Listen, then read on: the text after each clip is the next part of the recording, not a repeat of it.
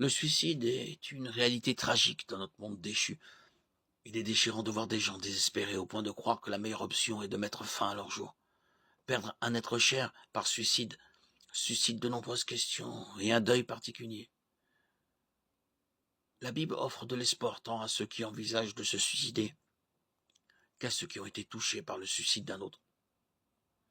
À ceux qui sont désespérés, sachez que le suicide n'est pas la meilleure option. En Christ, il y a de l'espoir.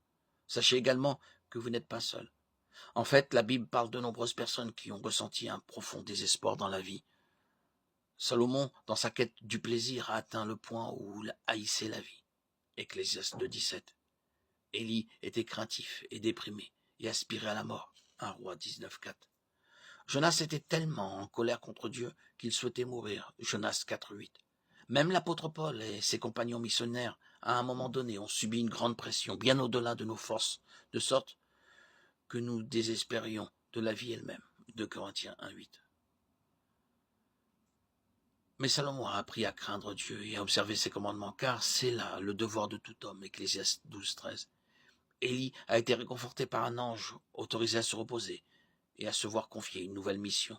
Jonas a reçu des avertissements et des reproches de la part de Dieu. Paul a appris que même si la pression à laquelle il était confronté dépassait ses capacités, le Seigneur peut tout supporter. C'est afin que nous mettions par notre confiance en nous-mêmes, mais en Dieu qui ressuscite les morts.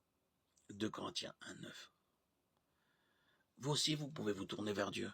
Paul a écrit « Béni soit Dieu le Père de notre Seigneur Jésus-Christ, le Père des miséricordes, et le Dieu de toute consolation, qui nous console dans toutes nos afflictions, afin que par la consolation dont nous sommes l'objet de la part de Dieu, nous puissions consoler ceux qui se trouvent dans quelques afflictions que ce soit. Car de même que nous avons part aux souffrances de Christ, de même notre consolation abonde par Christ. 2 Corinthiens 1, 3, 5. Vous pouvez éprouver le même réconfort en Jésus. Si vous avez fait confiance à Jésus comme votre sauveur, vous êtes un enfant de Dieu, vous avez le Saint-Esprit qui habite en vous, et vous avez un accès continu à Dieu dans la prière. Éphésiens 1, 3, 14.